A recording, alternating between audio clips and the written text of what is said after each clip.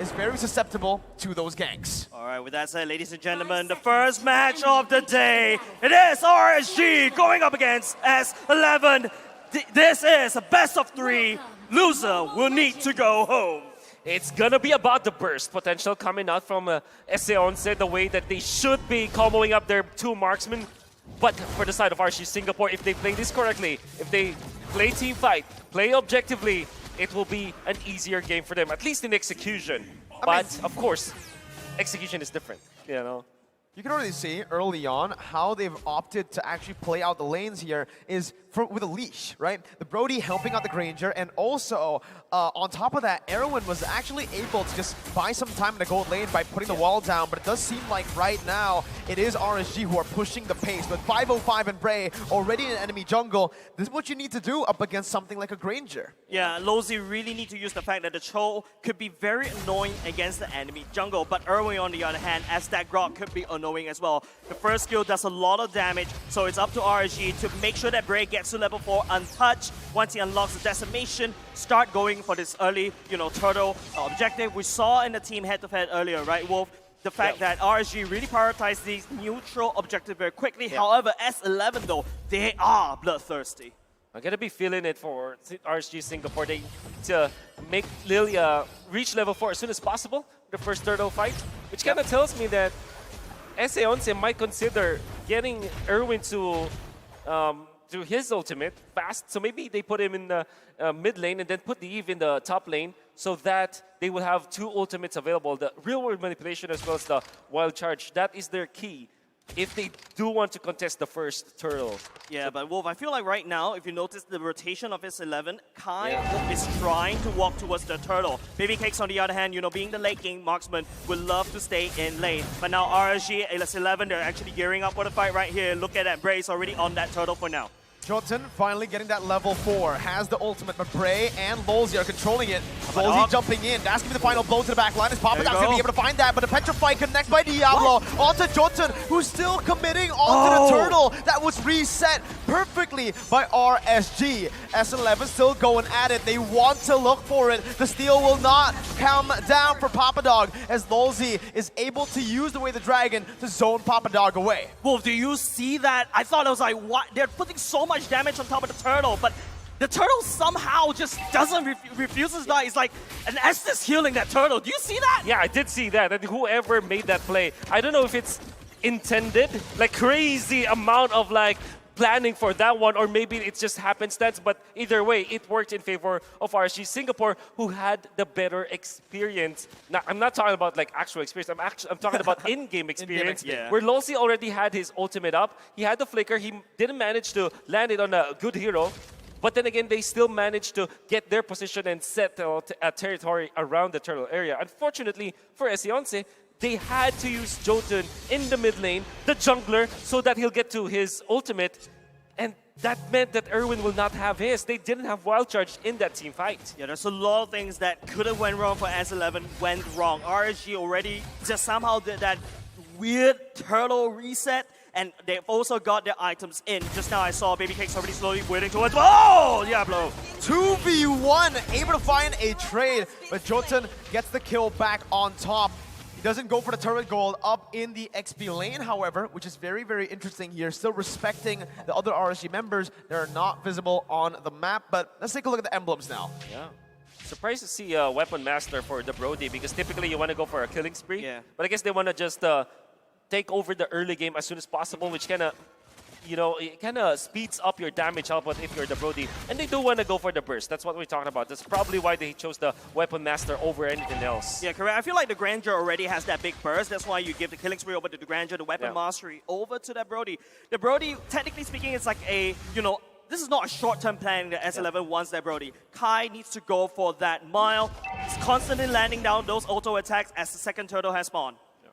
With the second turtle, you know, it comes down again to that control. And in the mid lane so far, it has been RSG. But right now in the 4th minute, S11 have actually been able to clear the mid lane first. But you can see the adaptation from RSG. Amazing turtle reset towards their side. As now, the mini waves are going to be crashing again into the mid lane. Erwin still in the front, getting the wall down as Papa Dog jumps in, but is going to be cancelled out as that's going to be Chan who picks up the turtle. Bray going to be caught. That's a lot of damage. The Torn Pop Memory finishes him off as Lolzy tries to run away, but Kai is going to be able to take the damage down, to pick the double kill up, and to equalize and take the lead back for Argentina. S11 literally stabilized a very dire early game. Now RSG on the back foot right here. Look at how S11 is actually punishing Baby Cakes. Real one manipulation, oh no, it doesn't connect on top of Baby Cakes.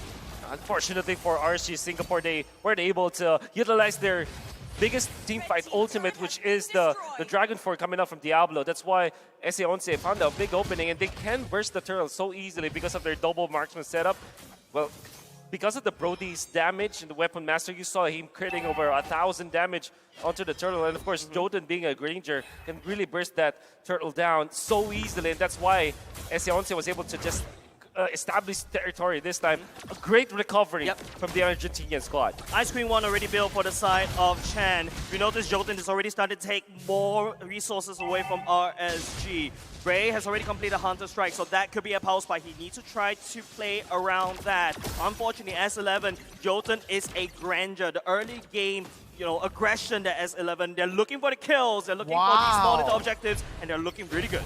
What is that stat line? Well, remember, S11 only won 1 game in the groups, and Kai has only suffered 2 deaths this M4. That's insane. That is insane. To think that they are losing the games and they're actually playing like long games as well, like 14, the north of 14 and 15 minutes. And aggressive comps. Aggressive comps. This is amazing. Very impressive coming out from Kai, and never doubt his choices now.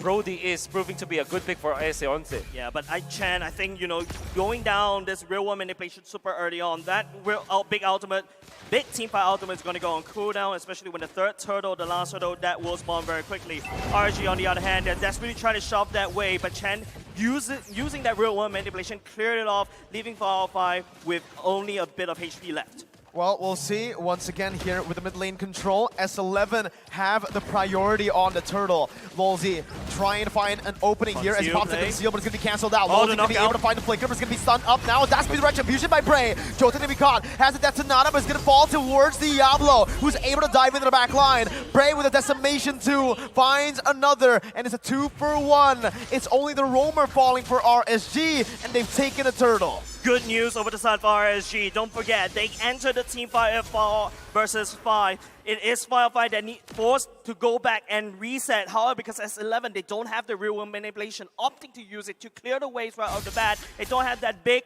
mega control. And don't forget, Lolzy coming in at a nice angle right there, Wolf. Going in, knock up 3, that is good enough. I definitely want to attribute that to the experience that RSG has outside of the game, because that was wonderful positioning from Lolzy.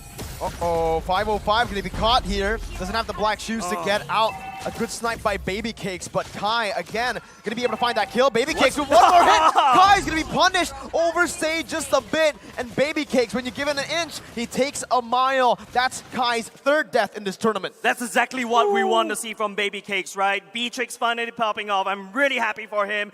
Don't forget, he's also playing with somewhat of a disadvantage. He's not on stage right now, unfortunately, but he will be playing from the hotel because of COVID. Yeah, you know, what we saw from back-to-back instances where RSG won is the difference between the experience of the two teams. The first fight is Lolzy as well as Diablo made the S11 panic, and you see Jotun just desperately try to secure that turtle. Unfortunately, they didn't have the advantage. And afterwards, you saw Kai. He was so desperate into clearing that wave that he sacrificed his life. In exchange for 1 cart, 1 cannon, he lost his life and claimed his 3rd death. Yeah, we've seen how damaging 1 auto attack is. Now we've seen how damaging 1 siege minion is right now. Now the map state a little bit reset. Just taking a look at the kill lead, 5v5. In terms of goal lead, not too far apart, but the first lot has spawned. I think for me, S11, right? The main mistake that they've been doing right now is they're not utilizing the early lead that Kai has. Baby Cakes has equalized and at this point is actually ahead of Kai. That's going to be Lolzy who finds the way the dragon with the GQ no flicker. Everyone's going to fall. The Torn Part memory is going to be able to punish one member down. Diablo's going to dash. He gets the Petrify onto 2 members. Zones the back line. Meanwhile, Kai and Papa Dog able to find a double kill. Jotun still trying to find Diablo right now as the other members comes in as well. Diablo going to fall. It's a 3-for-2 for the Argentinians. And just like you mentioned, Jace, the Lord is up. S11, this is the time for them to try to take that one Lord away. That is a neutral objective that they don't usually prioritize, and now they're adapting. RSG, on the other hand, they fall a little bit too far. It is Diablo that overextended a little bit too far, and I have to admit, S11 using Kai and also Papa Dog to zone out the rest of RSG, that's insane, as S11 took this Lord uncontested. Yeah. That is the skirmish that I call exchange of prisoners, wherein you kind of like, trade your explainers. The opposing explainers goes for your backlines and your explainer goes to the opposing backlines. Unfortunately for RSG Singapore, after the fact that the Dragon Form is over, you don't have that teamfight integrity anymore. Whereas if you're looking for the Benedetta, there's infinite amount of damage you can get. And S11 just won that skirmish because they have the better firepower or more sustainable firepower compared to RSG Singapore. Just now when the item was showing Kai's BOD, Legion, anything that has like that gives you attack damage, he's already have it. This Weapon Master, S11, Kai needs to be respected. Just take a look at how fast he's just dismantling RSG one by one in terms of these turrets. It's looking very bleak for RSG.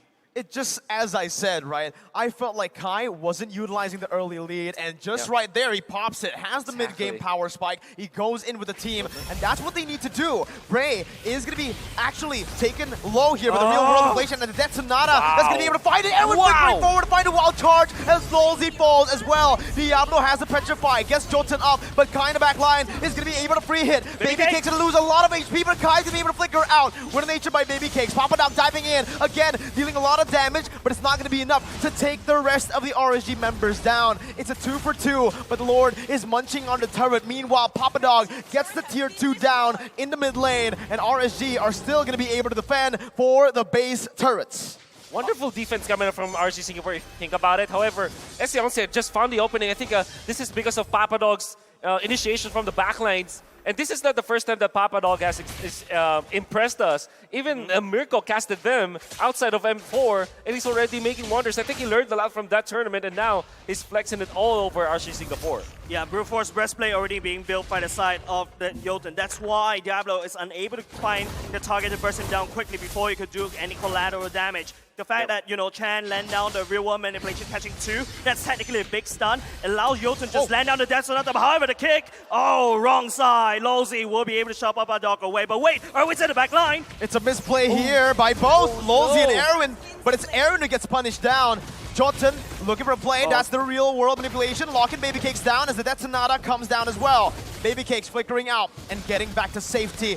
Man, it was just out of vision. Lolzy wanted to get the flicker down to get behind, and on top of that, Erwin, he wanted to capitalize, but he just couldn't. It's very difficult to beat Erwin in this game, actually, because this is like a second pick Grok. And you can see RSG Singapore, they have so many answers to that. Even just the presence of the Lilia as well as the Beatrix make it so difficult for Erwin to initiate with the Wild Charge without the flickers. That's really what happened in there too. That's right, 10 seconds. It's going to be the Lord spawning very, very soon right now. S11 is actually mostly doing the fight in RSG side of the map. But wait, here comes the Death Sonata. Lolzy's got to be careful here. That's a lot of damage being placed onto him. That's the Roamer though. That's a big ultimate burnt down. 1-for-0. Jotun almost just bursting 505 down. Baby Cakes looking for a snipe, but S11 right now, 3.3k gold lead. They're on the Lord with a one-man advantage. Erwin locking away Bray, not even allowing him to step into the Lord pit. He could just go in and try to take the steal, but the RSG decides to give it up over to S11, and this is looking very bad. A wonderful Lord dance that was choreographed by S11. You might not have noticed it, but it was actually Papa Dog going for the longer lane. So the top lane is called the long lane when the Lord is on the bottom lane. And that is how they managed to disperse RSG Singapore. RSG had to think about their lane up top and also the Lord. Well, S11, That's the reason why they committed the real world manipulation outside of the Lord, because they know that if they fend off RSG Singapore, if they poke RSG Singapore, RSG will not have any shot at taking the Lord. That's right. If you noticed earlier, right now, if you take a look, it's damage dealt mostly by Chan with the real world manipulation, right? And not only just that, S11 is also sending this Lord all the way down top. It is very vulnerable. RSG technically do have, the Beatrix, the Bandit's Rage with the bombs as well, should be able to help to clear out the wave. However, RSG, they need to make a play. It's all up to Lozy to be able to pick up the right targets at the right time, like how he did in the early parts of the game. That's the siege coming down as S11 finds the base turret. Bray gonna be Lolzy. zoned away. Lolzy trying his best to look for that Jikundo, but it's gonna be punished in the end. That's a flicker forward. Kai almost finding the kill out to Bray, who's still gonna be able to get out. Kai dealing a whole lot of damage to 505. His baby cakes here is not gonna be able to defend the mid lane. Turret Erwin flickers forward, finds the wild charge, and that's the Petrify to follow through. But in the back line as well, RSG are gonna be able to find the two marksmen from S11. Erwin gonna fall to the decimation as that's gonna be Bray picking up a triple kill. They're looking for the Maniac. Bray is walking them down. Papa Dog and Chan able to get out with the utilities. Lolzy jumps in, not able to find the Jikundo. Chan still just kiting back, dealing damage. Lolzy forced them back away. RSG have won, but they lost 3 base turrets. It's a very expensive loss, Wolf. RSG, that was a good defense, but they need more. You saw how hard it is for Lolzy to just step forward, and you saw how confident Kai is on this Brody. I think this is like a hidden ace in the sleeve. Yeah. And Baby Cakes just survived long enough. After the initiation coming out from Erwin, there's some hesitation coming out from S11, but imagine if they chain together their Benedetta, Purify, and Electro Final Blow with the Wild Charge, and of course the Real World Manipulation, there will be no chance for Baby Cakes to survive. He did survive because of the Wind of Nature, and because of the fact that he got out of the Real World Manipulation, but it would have been the death of RSG Singapore had it not been that Baby Cakes was able to survive. And S11, surely they are executing properly, but they need to be more coordinated in those pushes. Still, RSG Singapore on the back foot. That's the Petrify, and that's Papa Dog getting out. That's the damage coming through from Kai. He's Oh going to my be able to goodness. actually dish him down. Both Baby Cakes and Lolzy falls down. Diablo trying to find the saving grace here, but Kai's gonna be able to stun him up. no. The Petrify will not be able to save him. Diablo gets the immortality in time, but now in a 3v1, it is Chan who picks up a triple. 505 gonna be sandwiched here by both Jolton and Erwin. That's 505 still cutting away. Jolton gonna be caught low. 505 versus the world, and it's a maniac for Chan. S11, the Argentinians are looking for the end.